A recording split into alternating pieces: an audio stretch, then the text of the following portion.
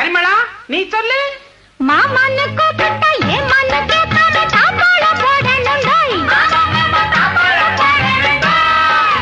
மானன்னு தேனின்னு மல்லிகை பூ வச்சு மாரோட சாய்க்கணுண்டாய். ஆம்பளதான் பெத்துக்கணும், ஆதிராரா பாடிக்கணும், ஊருலகம் மெச்சும்படி வாணியெல்லாம் வச்சுக்கணும். எல்லாம் சரி பரிமளா, முக்கியமான ஒண்ணு விட்டுட்டியே. எது? ஒரு வெப்பட்டி கிப்பட்டி